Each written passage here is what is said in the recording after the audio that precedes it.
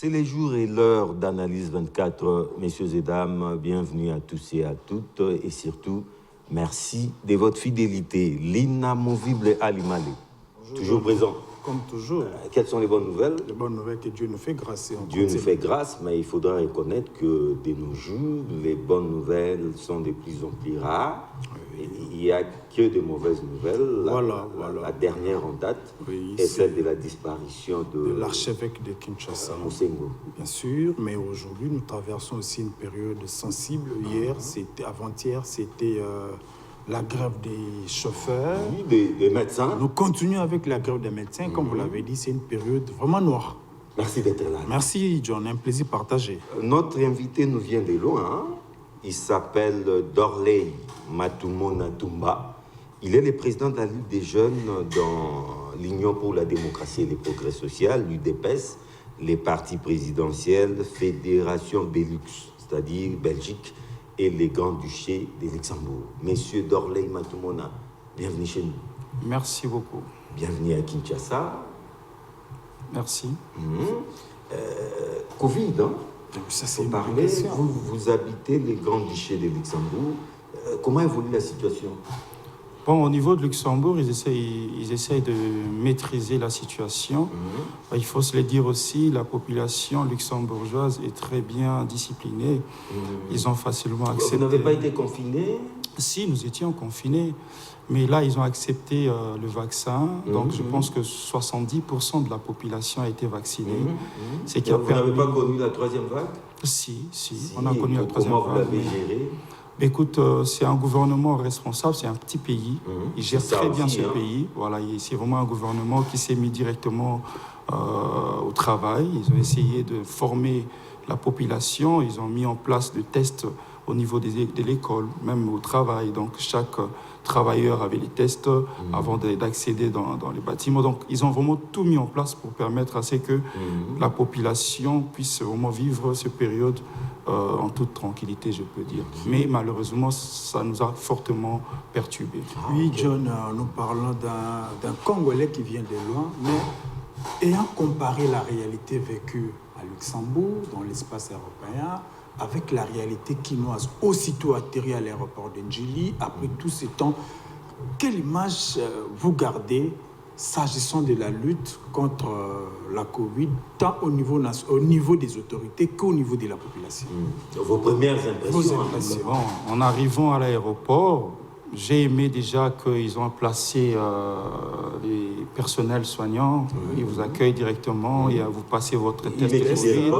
Voilà, et il faut le dire la vérité, j'étais surpris. 2 jours après, j'avais les résultats sur mon téléphone. J'ai reçu l'SMS.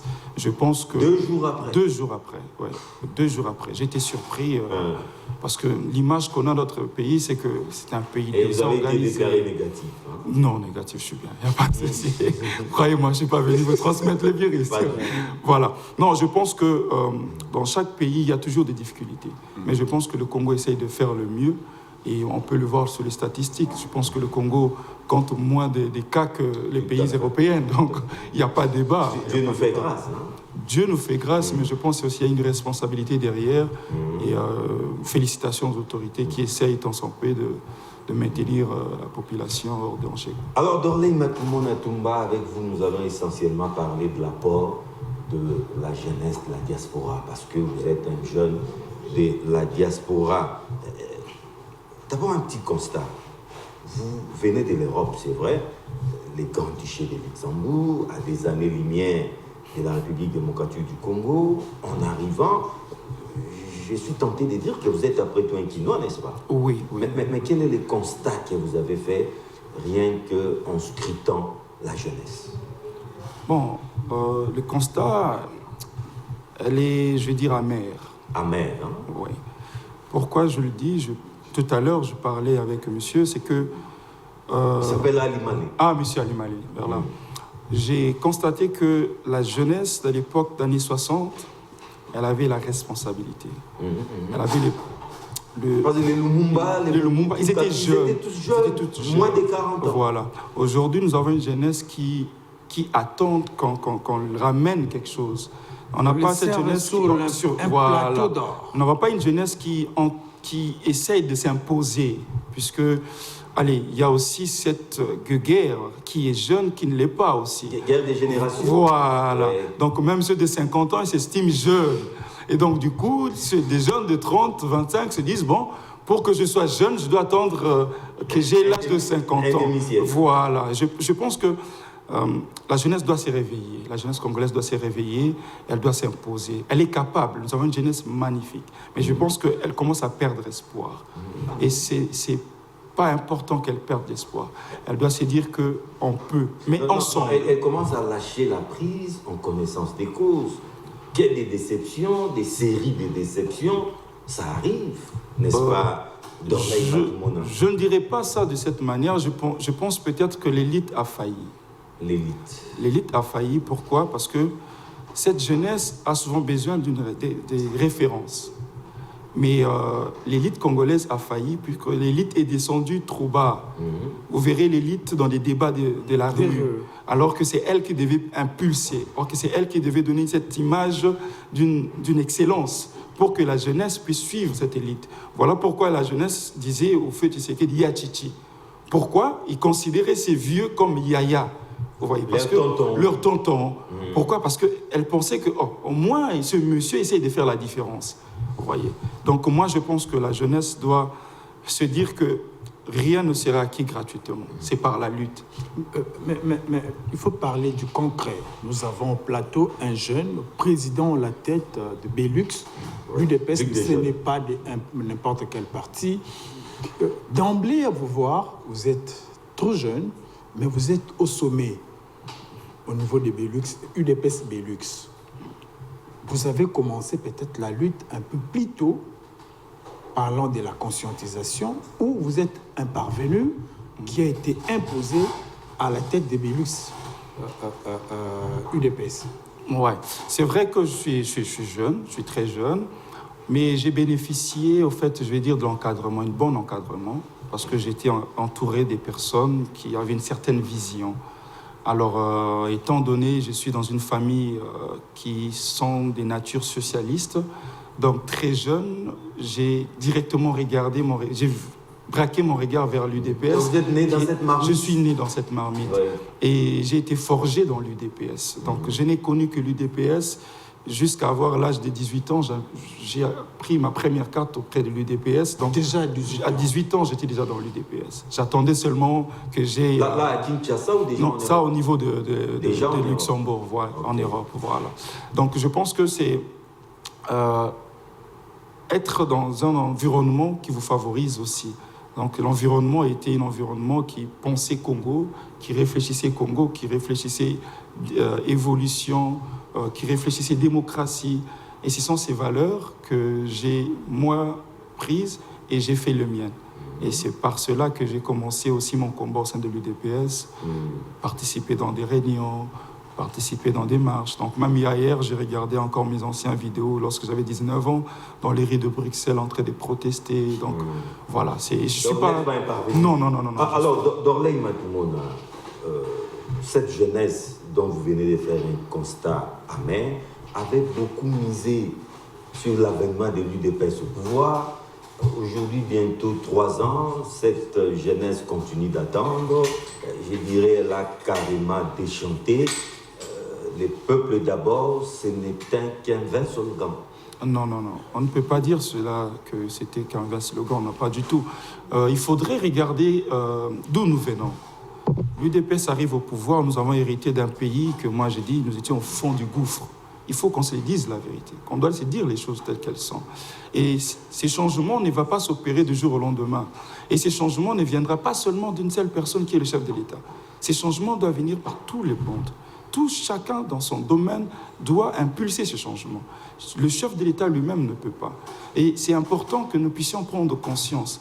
Il y a 2 jours, je marchais sur les rues de Kinshasa, je vois une route, belle route, bien faite, avec 3 bandes. Mais je vois une école faire d'une bande son parking. Imaginez après. Ça crée les embouteillages et tout le monde verra directement le chef de l'État ne fait rien. Non, nous devons être aussi ce vecteur de changement. Les changements, oui, ça doit être impacté d'en haut, mais nous aussi, je pense que nous avons notre responsabilité. N'attendons pas seulement que le chef d'État puisse descendre en bas. Je vois ici, c'est beau, on échange, bien habillé. Que le chef d'État va vous dire que non, mettez bien votre décoration. Non, les Congolais doivent savoir que ce Congo ne pourra évoluer seulement si nous, les Congolais, nous nous mettons réellement au travail. Vous, dans votre domaine, moi, dans mon domaine, le sureur dans son domaine, la maman marchère dans son domaine, que chacun de nous se dise non, ça suffit, changeons réellement. Je donne un exemple.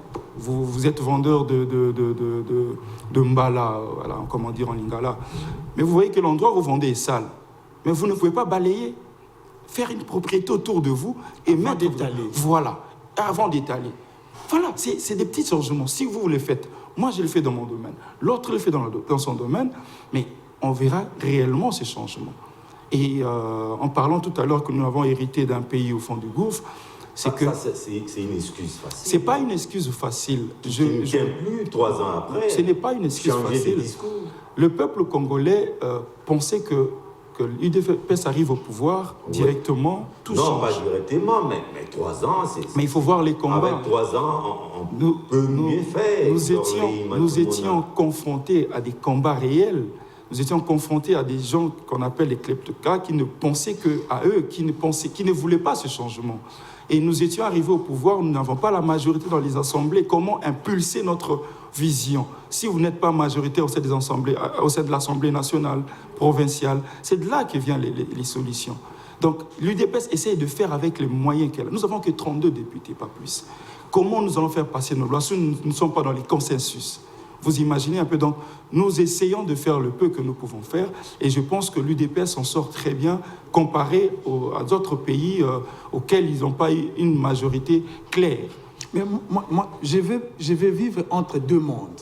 Le monde africain, d'où vous êtes originaire, et le monde européen, où vous vivez professionnellement. Quand les Congolais, quand la jeunesse congolaise ne se retrouve pas, commence à perdre espoir sur ces pouvoirs ou sur lesquels était basé son espoir, son espérance, vous dites que ça ne viendra pas par une baguette magique. Est-ce que vous faites aussi le même travail au niveau de la communauté congolaise des Belux pour leur faire comprendre que les changements ne pouvaient pas venir automatiquement? En fait, moi, lorsque je suis arrivé à la tête de la Ligue des jeunes UDPS Fédération Belux, nous avons mis en place un plan d'action. Parce que je me suis dit que nous sommes maintenant au pouvoir, donc nous devons aussi subir cette transformation. Nous étions dans la contestation, maintenant nous sommes le parti au pouvoir. Nous devons maintenant, qu'est-ce que nous pouvons apporter pour que ce pouvoir puisse avancer. Donc nous avons mis en place un plan d'action. Nous sommes dit, nous devons organiser des conférences, des tables de réflexion, essayer de pondre des réflexions, essayer de faire des propositions. À la fin de chaque conférence, que nous ayons un rapport détaillé et que nous pouvons remettre aux autorités, et c'est à eux de mettre en pratique plutôt. Donc, ce qui fait que nous avons tenu plusieurs conférences, avant même que le gouvernement Sam Alkonde soit mis en place. Nous avons reçu l'actuel ministre de l'enseignement, M. Tony Mwaba. Nous l'avons reçu, nous avons parlé de la gratuité de l'enseignement. C'est aussi important que le Congolais comprenne que c'est dans la Constitution. C'est parmi les articles que les Congolais devaient aussi s'approprier, l'article 41, 42, 43, qui parle de la gratuité de l'enseignement, qui parle de l'obligation des pouvoirs publics à veiller au développement et à la santé de la population. Et donc, nous, notre rôle, c'est informer. Et nous venons juste de commencer ces tables de réflexion, ces conférences, et nous aurons besoin de l'appui de tout le monde. Nous pourrons que faire ce que nous pouvons faire. Non, mais Dorley Matoumona, conférences, séminaires, colloques, ateliers, tables de réflexion, tout ça, c'est bien beau.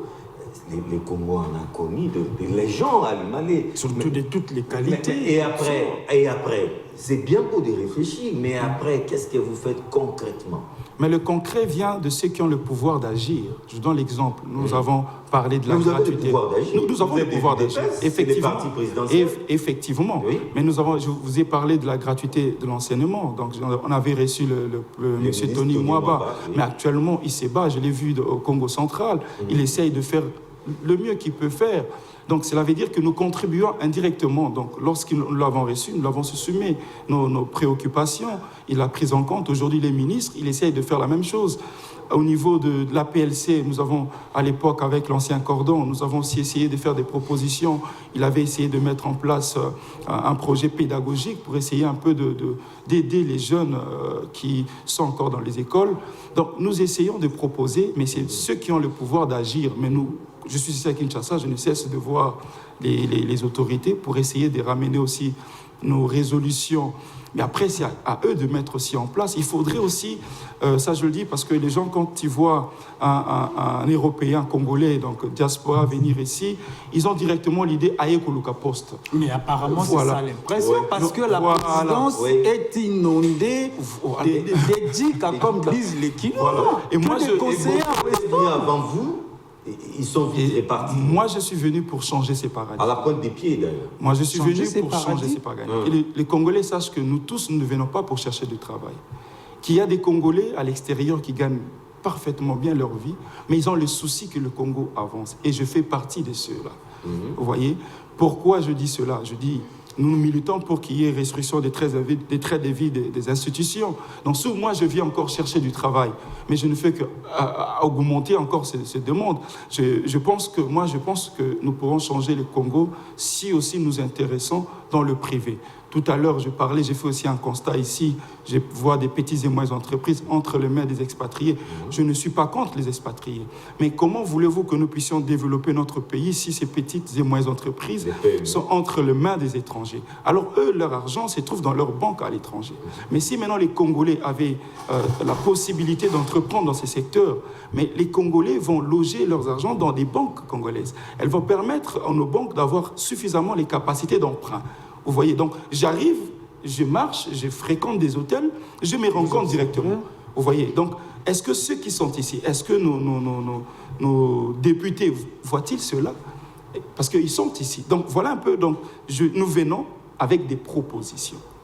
Mais nous devons aussi changer. Ils ne pensent pas que les Européens, Banapoto, ils viennent que chercher du travail. Pourquoi? Parce que peut-être ceux qui viennent n'ont pas donné cet exemple. Vous voyez, en Europe, croyez-moi, il y a des jeunes qui gagnent bien leur travail, qui sont bien assis, qui n'ont pas besoin de venir travailler ici. Mais c'est toujours mieux d'être ministre en RDC que d'être embauché. Non.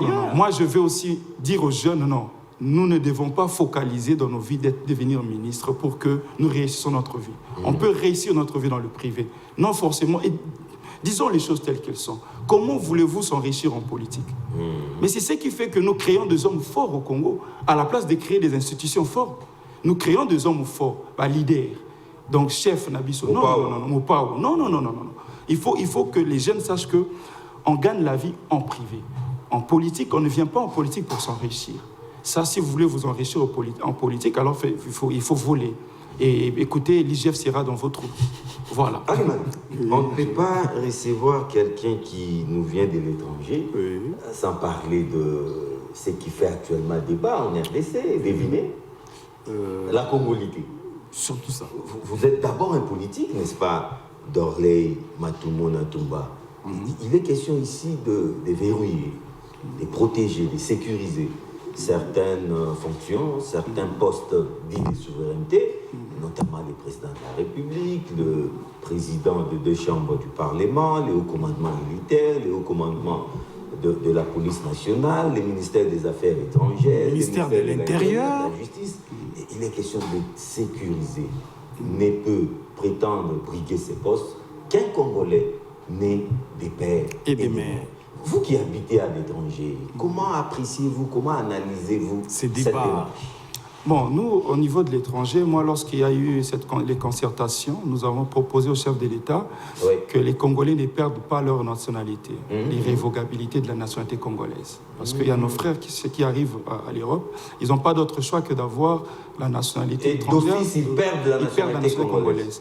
Donc, nous avons fait une demande que nous puissions quand même aider cette diaspora de garder sa nationalité congolaise. C'est important. L'irrévocabilité de la nationalité congolaise. Voilà, c'est très important. Parce que vous arrivez à l'étranger, vous dites, bon, les situations que je trouve... J'espère que vous n'avez pas perdu la nationalité congolaise. Je n'ai pas perdu ma nationalité congolaise. C'est à vérifier. C'est à vérifier, pas de souci. Donc, c'est important qu'ils se disent, que je suis quand même congolais, je suis considéré comme congolais malgré que j'ai acquis la nationalité étrangère. Donc nous avons proposé au chef de l'État, et d'ailleurs dans son discours, il en a fait écho. Alors revenons sur la proposition de M.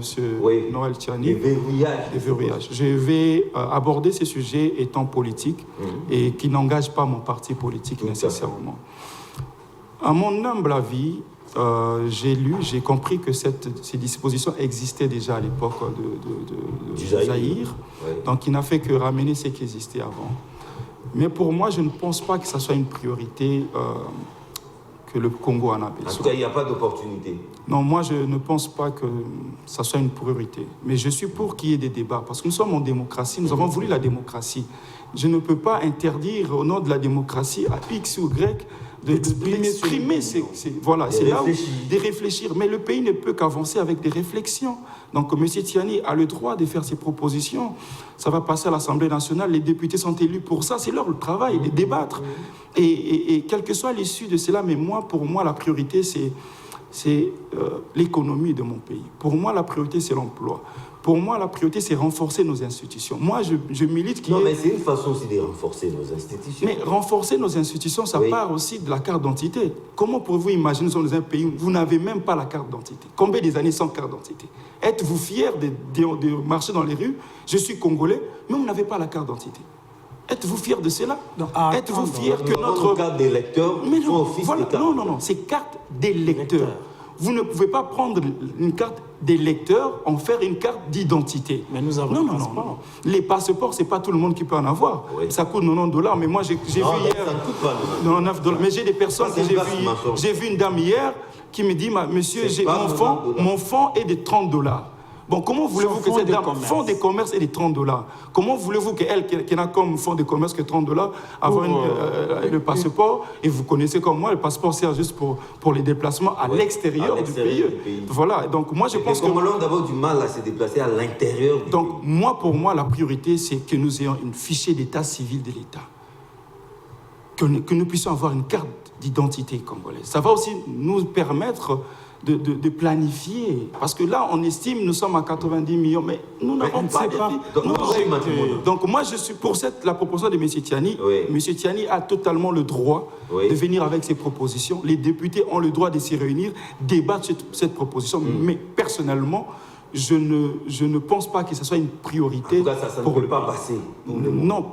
Passer ou pas, mais pour moi, la priorité, c'est l'économie, c'est le quotidien du peuple congolais. Mais beaucoup voient, je ne sais pas, pour des raisons fondées ou pas, à l'Imalé, c'est tous les métis qui sont montés sur les grands chevaux. Non. Les premiers d'entre eux, c'est Moïse Katumbi. On voit qu'on veut écarter de la course un candidat sérieux comme Moïse Katumbi, un candidat potentiel. Du coup, voilà l'explosion de l'union sacrée de la nation. Non, pas du tout. Moi, je vais aussi demander à nos frères d'ensemble, je pense qu'ils sont d'idéologie socialiste comme nous militons pour la démocratie, qu'ils aient leur apaisement. Le chef de l'État a un travail énorme. Il ne peut pas réfléchir comment je vais bloquer. Il appelle, c'est son frère. Non, nous sommes et voilà. Et il est congolais, le monsieur. Il est congolais. Il faut que nous puissions faire attention. Parce il est congolais, mais moi, son je père pense que n'est pas congolais. Nous devons faire attention à cela aussi. Nous avons eu Sarkozy qui a un père hongrois. Voilà. Nous devons faire attention d'exclure des Congolais. Nous sommes tous des Congolais. Ce pays appartient aux Congolais. Il a longtemps œuvré ici. Il était gouverneur. Voilà. Donc, moi, je vais demander à nos frères d'ensemble qui ne voient pas le chef de l'État dans leurs assiettes. Il suffit que ta femme à la maison... Ce que je vois maintenant, il suffit que ta femme à la maison se trompe. Tshisekedi a demandé à ma femme de me tromper. Non. Qu'ils arrêtent de voir le chef de l'État partout. Les députés ont tout à fait le droit de débattre sur des sujets. Mais Noël Tchani étant congolais, il a le droit de réfléchir. Non, Matoum, le problème, c'est quoi? Jusque-là, on n'a pas vu l'UDPS prendre réellement ses distances envers cette démarche. Mais apparemment, officiellement, l'UDPS soutient la proposition. Non. C'est ça les drames. L'UDPS est préoccupé pour la vie des Congolais. L'UDPS pense comment, étant socialiste, nous sommes au pouvoir, comment le peuple congolais va sentir réellement que l'UDPS est au pouvoir, étant parti du peuple jusque-là, pour le peuple. Jusque-là, on ne sent pas l'UDPS au pouvoir. Si, vous sentez l'UDPS. Je vous donne l'exemple. Qui ont marché pour la première fois contre le chef de l'État? N'est-ce pas les combattants de l'UDPS? Non, mais c'est ça. Ça n'est jamais fait. C'est ça les paradoxes avec non, mais l'UDPS. c'est important. C'est ça les paradoxes avec l'UDPS. C'est important. Vous êtes au même temps et au pouvoir et à l'opposition. Mais pourquoi? Parce que l'UDPS a fait de la démocratie notre cheval de bataille. Nous vivons que de la démocratie. Moi, je vous dis, moi qui est président de la Ligue des jeunes, mais des fois dans les débats, les gens me pointent les doigts comme ça. Pourquoi? Parce que chez nous, c'est la culture. Vous voyez ici le Jean-Marc Kabounda, le président, en train d'être attaqué par les membres de l'UDPS. Il passe à la télé. Mais ça ne peut pas vous inspirer cette beauté de la démocratie. Et comment nous, socialistes idéologie que nous sommes, nous avons toujours milité pour le peuple d'abord, que nous puissions maintenant laisser le peuple d'abord aller dans les débats où les députés usent de leurs droits reconnus par la Constitution. Non. Ne voyez pas l'UDPS là-dedans. J'ai vu dernièrement le président Jean-Marc Kaboun militer pour qu'il y ait restriction des traits de vie d'institution. Mais vous devez applaudir. Voilà, c'est ça le combat de l'UDPS, c'est le social. Et l'UDPS est en train de réfléchir chaque matin, midi, soir, comment notre pouvoir peut être bénéficiaire, le peuple peut bénéficier de notre pouvoir. Et l'UDPS n'est pas dans ces débats, mais l'UDPS veut que chacun puisse s'exprimer librement comme il entend. Voilà. L'UDPS n'est pas dans ces débats, mais pouvez-vous rassurer, étant cadre de l'UDPS, imprégné dans ces combats-là, pouvez-vous nous rassurer que le chef de l'État, qui a partagé cette expérience européenne comme vous, qui vit aujourd'hui à la tête du pays, qui est un socialiste aguerri, ne laissera pas passer cette proposition. Parce que, pourquoi j'ai dit ça? On a vu les chefs de l'État faire le rappel des troupes avec les sénateurs pour telle ou telle orientation, avec les députés pour telle ou telle proposition. Pensez-vous qu'il peut faire la même chose pour ne pas laisser passer cette initiative que vous ne soutenez pas indirectement? Mais comme j'ai dit tout à l'heure... Une initiative qui divise les Congolais. Non, moi j'étais à Bruxelles, j'avais vu le chef de l'État par rapport aux propositions que nous sommes en train de le faire pour la bonne marche de notre pays. C'est un monsieur serein, calme, il sait où il va amener la République démocratique du Congo.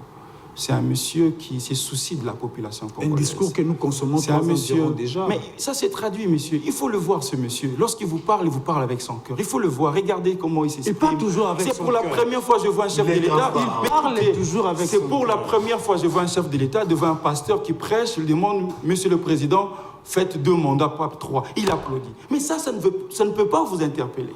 Non, mais c'est pour la première fois. Non, sa constitution, mais juste voir cette image. Nous avons souffert ici en demandant à l'ancien chef de l'État qu'il s'exprime. Non, je dis, nous avons souffert ici en lui demandant qu'il s'exprime sur ces sujets. Il n'a jamais fait. Mais certains. Mais avez-vous les... Moi, j'avais vu. Il manque trop d'occasions de... J'avais vu une interview ici lorsque la journaliste Sonia Rollet lui posait la question. Il avait les signes comme ça. Vous avez vu? Lui poser la question sur 7, il avait vu des signes comme ça. Non, voilà. Mais nous, notre président, le président actuel, il a applaudi. Mais ça peut déjà interpeller le peuple congolais. Vous voyez, moi, je dis que laissons le temps. C'est le temps qui est le meilleur allié. Je suis serein que ce chef de l'État ne va peut-être pas transformer ce Congo en, je sais pas, État or, je sais pas comment, dirais-je, mais je suis sûr qu'il va nous amener quelque part. Et ceux qui viendront après vont continuer le combat. Ali Mandé, à un moment, Dorley Matoumona Tumba a parlé de l'IGF. Hein. Bien sûr, oui, au début. Oui, il a jeté des fleurs. Voilà, l'IGF. Mais Matoumona Dorley, l'IGF, parlons-en, c'est un outil au service du pouvoir pour traquer les caciques de l'ancien régime, PPRD, FCC, où c'est réellement une nouvelle ère de la justice congolaise. Monsieur, je vais vous dire ceci. Vous n'avez pas l'ampleur, vous ne sentez pas l'ampleur de la corruption dans notre pays. Oui. Tout le monde pense aux 10% COP. Même les chefs d'État l'ont reconnu, rétrocommission. C'est devenu monnaie courante ici. Je venais à peine à l'aéroport, j'arrive pour prendre mes bagages. Il y a un monsieur tout derrière au fond, il appelle un monsieur, il chuchote à l'oreille, il remet quelques billets, le monsieur va dedans, il sort ses bagages. Oh. Je me suis révolté. Je dis, monsieur, vous débarquez avec moi, délirant. Vous faisiez ceci. Et si moi je fais aussi la même chose, où on va-t-on finir? Vous voyez, pour vous dire, regardez un peu l'ampleur de la corruption. Et l'IGF a toujours existé. Ce n'est pas le président Tshisekedi qui a créé, ça a existé. Mais étant donné... Mais c'est ça le problème, il a dit ceci côtés people non, il faut comprendre l'ampleur de la corruption. Des médiatiques des l'IGF. Il faut comprendre l'ampleur de la corruption. Et le chef de l'État qui veut combattre la corruption ne peut que s'appuyer sur l'IGF et la PLC. Et la justice de notre pays, bien sûr. Et donc, lorsque l'IGF fait ce qu'il est en train de faire, que nous applaudissons tous, ça ne peut pas vous gêner lorsqu'on met cela en avant. Parce que ça peut aussi interpeller les autres qui aimeraient aussi emboîter le pas, qui se disent, ceux qui n'ont pas qui, j'aurai l'IGF dans mes trousses. Tout le monde adore sa démarche est sélective. C'est ça le problème. Non. Vous avez été né le monde. Bien sûr. Il y a des sérieux problèmes ici. Non, il est parmi les ministres recherchés. Oui, mais on n'a pas senti les mêmes cet acharnement. La même célérité, les mêmes acharnements, la même volonté pour Etienne Ilongondo que pour, par exemple, Willy Bakonga ou Matata Pogno. Personnellement, je vais vous dire ceci. Moi, j'ai eu à faire un tweet. L'UDPS n'est pas un refuge pour les voleurs et ne le sera jamais tant que nous serons en vie. C'est vrai. Et je vous le dis, croyez-moi, tant que nous serons en vie, l'UDPS ne va jamais se transformer en un refuge pour ceux qui ont saigné la caisse de l'État. J'ai demandé, c'est qui? Nous les jeunes. Quand je parle, nous les jeunes, parce que nous avons une idéologie. J'ai fait un tweet il y a une semaine où j'ai dit qu'il est temps que la justice puisse accélérer ces dossiers. Je ne pointe personne, mais c'est important que nous tous, nous puissions être égaux devant la loi, qu'il n'y ait pas de traitement des faveurs. Et j'ai demandé cela, et parce que l'IGF ne juge personne, lui il fait son rapport, il dépose auprès de la justice. C'est à la justice d'accélérer les dossiers. Et la justice, je pense qu'il est submergé par ces dossiers de corruption. Et peut-être ça peut prêter que, non, nous, l'UDPS, nous voulons qu'il y ait cet état de droit, et nous allons continuer toujours. Et je demande à la justice d'accélérer ces dossiers, que le peuple congolais soit fixé. Je ne pourrai jamais, vous ne me verrez jamais défendre l'un de l'autre, quel que soit son grade.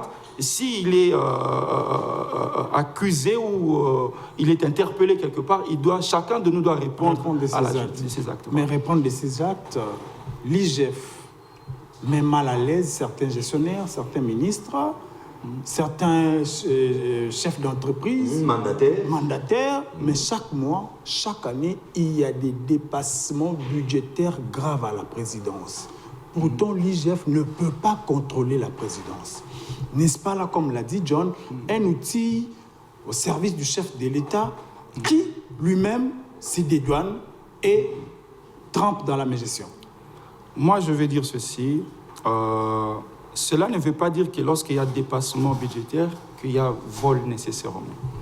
Donc, il faut qu'on se dise, parce qu'il ne faut pas dire qu'il y a vol lorsque vous n'avez pas les éléments qui vous permettent de confirmer ces faits. Donc, nous avons supposé. Vous supposez que lorsqu'il y a dépassement, il y a forcément quelque chose. Il y a présomption. Voilà. Oui. Alors, l'IGF est en train de faire son travail. J'entends les gens demander qu'il est à la présidence. Mais il faut attendre que l'IGF se rende à la présidence. Mais l'IGF se rendra à la présidence, pas nécessairement aussi pour notre présidence. Il y a eu aussi d'autres présidents. Il faut que... Mais la justice ne peut pas être sélective. Le travail, vous venez de le dire, ne peut pas être sélectif. J'ai vu maintenant l'ancien ministre être interpellé pour l'histoire de l'époque des Zaïre et tout. Mais c'est de là que nous avons besoin. Donc ce travail doit se faire non seulement pour nous, mais pour les autres qui ont été avant nous. Et pour les autres... Ça commence quelque part. Mais ça a déjà commencé. Non, ça n'a pas commencé. Ça viendra. Ça viendra. Nous ne vont pas bousculer l'agenda de l'IGF. Pourquoi? Parce que nous avons nos amis qui ont été touchés par cela. Puisque nous avons été touchés, mais regardez aussi l'autre. C'est ça le Congolais. Puisque vous venez chez moi, et pourquoi vous venez pas chez l'autre? Chacun a un temps. Chacun, le tour de la présidence. Mais le chef de l'État traîne pour mettre en place, donner les pouvoirs à cette structure-là, la Cour des comptes, qui a le pouvoir de contrôler le chef de l'État. Il sait qu'en mettant en place ces structures en la rendant indépendante, il sera bousculé. Mais voilà pourquoi il met en avant l'IGF qui dépend de lui, étouffant la Cour des comptes qui a le pouvoir de gérer, de contrôler la présidence. Vous ne pouvez pas faire cette lecture, parce que si vous faites cette lecture, on pourrait dire que quand le chef de l'État est venu, il pouvait aussi laisser l'IGF comme il était en mode veilleuse. Non, pas du tout.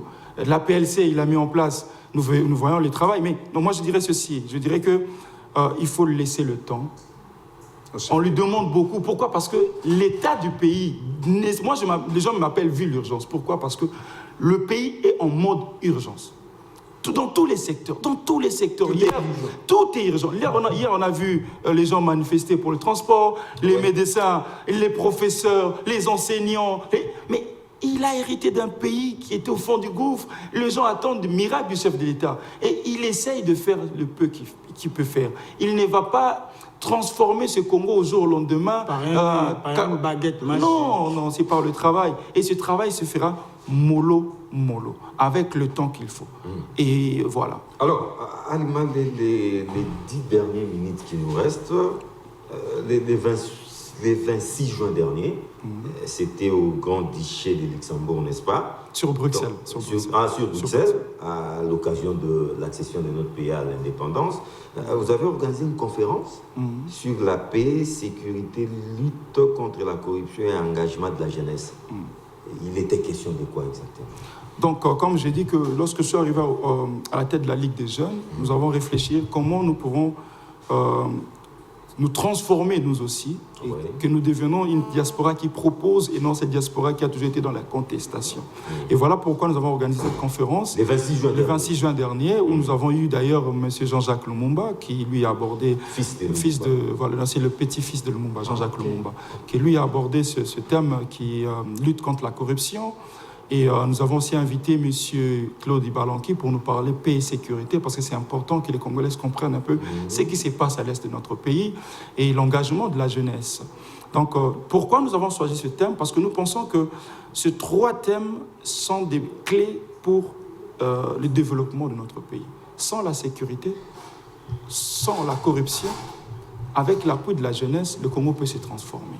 Alors, sur la sécurité, parce que nous vivons l'insécurité à l'est, nos mamans, nos frères ne cessent de mourir matin, midi et soir. Et malgré que je félicite vraiment le travail qu'abat nos militaires au front, ils ont notre appui. Mais il faudrait que nous puissions... L'état de siège décrété par les chefs, vous estimez que l'état de siège, ça valait la peine? Ça valait la peine, pourquoi? Parce que nous sommes arrivés au pouvoir. Il y a des choses que nous n'avons pas pu comprendre. Le chef de l'État l'a dit. Il croyait qu'il y avait 21 000 hommes. En réalité, il y avait... Vous comprenez un peu l'état du pays.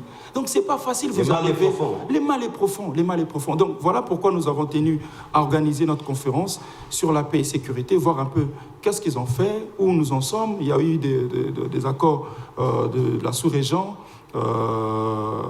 accord d'Addis Abeba, il faut voir un peu, il y a eu des engagements des autres nations. Donc, il nous a un peu expliqué où nous en étions et aussi les avancées et ce qui reste à faire.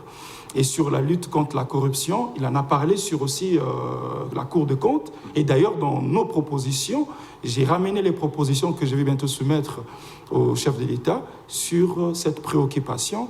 Et sur l'engagement de la jeunesse, nous avons un peu passé en revue le passé, où nous en parlons que le 61 après, nous avons vu où les jeunes étaient à l'époque de l'indépendance, où nous en sommes actuellement. Et je vous ai parlé d'un constat amer, parce que les jeunes ont reculé au profit de ceux qui sont devant nous, et qu'il est important que la jeunesse puisse se réapproprier de sa jeunesse, pour que demain, nous ne disons pas que nous n'avons pas eu notre chance. Nous devons imposer, nous devons réfléchir, nous devons venir avec des actions concrètes, avec des réflexions concrètes, non nécessairement basées sur les profits personnels, mais pour les profits collectifs. Donc voilà un peu ce but de notre conférence. Nous allons en organiser souvent. Monsieur Cornet, ne craignez-vous pas rentrer en Europe, à Benelux, où vous gérez, avec toutes ces propositions sans que ça soit arrivé au destinataire, parce qu'il semble que l'UDPS a deux camps. Quand tu ne fais pas partie de ces cercles-là, tu n'as pas accès. Non. Ça va. Parlons des choses réelles, vous êtes sans ignorer. Non, il n'y a pas deux camps. l'UDPS est un et indivisible. Ça va arriver parce que... Hein, même s'il ne faut pas parler de camps, dans tous les partis politiques, il y a toujours des clivages. Nous avons vu en France, il y avait des macronistes, il y a eu des sarkozystes, il y a des chiraciens. C'est logique qu'il y a des clivages au sein des partis politiques. Mais êtes-vous certain que ces recommandations seront arrivées à bon port? Oui, pourquoi? Parce que moi-même, j'ai eu à rencontrer le chef de l'État à Bruxelles. Nous avons longuement échangé. Ici, c'est difficile, hein? Non, ça va se faire. Je ne me fais pas de soucis parce que je connais la maison. Je sais où je vais aller pour que mes propositions arrivent. Vous savez par où passer? Par où passer? Non, je suis fiche maison. Je suis fiche maison, donc je sais où je dois ramener mes propositions par le directeur de cabinet du chef de l'État, parce que c'est lui qui gère donc l'administration. Nous avons un rendez-vous bientôt. Il va recevoir nos propositions parce qu'il fut l'un de nôtres. Il était en charge de la jeunesse. Nous avons eu à travailler avec lui, un monsieur très brillant, et que j'aurai l'occasion de voir et mettre nos préoccupations. Mais ce n'est pas que ça, parce que lorsque nous avons vu le chef de l'État, nous voulons aussi accompagner les étudiants congolais qui arrivent de l'Europe. Souvent, ils n'ont pas de repères. Déboussolés. Voilà. Nous avons fait une proposition au chef de l'État lorsque nous l'avons vu à Bruxelles pour renforcer nos ambassades, qu'il y ait de cabines de direction spécifiques qui vont uniquement traiter les questions liées aux étudiants congolais. Donc, les enregistrer, les revenir en aide, suivi, et peut-être après venir avec une politique incitative pour qu'ils reviennent au pays, parce que nous subissons ces fuites des cerveaux. Lorsqu'ils arrivent à l'étranger, après les études, ils ne reviennent pas au pays. Donc, ils ne sont pas bénéfiques au pays. Avec le projet que nous mettons en place, c'est celle que le gouvernement puisse avoir une politique incitative pour permettre à ces jeunes étudiants, une fois terminer leurs études, de revenir au pays pour que leurs expériences soient bénéfiques au pays. Donc nous faisons un travail colossal, mais malheureusement, peut-être, nous n'avons pas assez de relais pour que nos informations arrivent ici, que ce soit bénéfique au peuple congolais. John, M. Dorley a dit au début qu'il n'envisage pas un mandat ou un poste ministériel, mais si le chef de l'État estimait que vous êtes porteur d'un projet, des recommandations qui peuvent aider les pays, bon, à vous confiant la responsabilité par un poste. Non, ma réponse, je vous l'ai dit, je suis sincère. Je ne suis pas demandeur ni preneur d'un poste. Je veux que ça change, cette idée que lorsque un Congolais d'origine qui habite en Europe, il vient ici nécessairement, il vient pour les postes. Moi, je veux que nos frères comprennent qu'il y a des jeunes Congolais qui sont en Europe, qui gagnent bien leur vie, qui n'ont pas nécessairement besoin de venir chercher des postes ministériels. C'est pas mon... Dorley Matumuna Tumba, 3/4 d'heure chrono. Là, nous atterrissons, nos crédits viennent d'être épuisés. Mais nous vous donnons la parole pour une toute dernière fois, pour atterrir en douceur. Ça sera votre conclusion. Ma conclusion est celle-ci. Je vais d'abord vous remercier de m'avoir reçu ici. Merci beaucoup. Merci à votre chaîne. Et ma conclusion est celle de demander à la jeunesse de bien réfléchir, de se dire que ce Congo a été bâti sur la jeunesse. Grâce à la jeunesse que nous avons acquis ce que nous appelons l'indépendance, avec nos pères fondateurs. Donc c'est important que nous puissions se mettre ensemble aussi. Moi, je vais, avec la jeunesse de mon pays, créer des cadres d'échange où nous pouvons réfléchir pour que nous puissions prendre des réflexions. Pas nécessairement que nos réflexions soient bénéfiques à la population. Je donne l'exemple de M. Max Weber qui disait pour lui que les savants n'ont pas la place dans la politique. Donc tout le monde n'a pas besoin nécessairement de venir faire la politique pour qu'il prenne ses réflexions pour que ce soit bénéfique à la population. Donc que la jeunesse congolaise puisse se mettre debout ensemble, que nous puissions avancer pour que nous puissions être bénéfiques à notre pays. Voilà. Ali Mali, on dit quoi? Bénéfique à notre pays, c'est cette phrase-là qui clôture cet entretien d'un Congolais qui vient de très loin. Espérons que sa voix sera écoutée. Je rappelle qu'il nous vient fraîchement du Grand-Duché de Luxembourg. Il s'appelle Dorley Matumona Tumba. Il est le président de la Ligue des jeunes, UDPS, Fédération Belux, c'est-à-dire Belgique, Luxembourg. Encore une fois, c'était à la fois un honneur et un plaisir. Et au plaisir de vous retrouver très vite pour d'autres échanges. Avec plaisir, monsieur. Merci Avec beaucoup. plaisir. Merci à vous. Merci surtout à vous. Rediffusion déjà ce jeudi à partir de 11h. Retrouvez Animal et moi les mercredis prochains, même heure, même chaîne. Au revoir.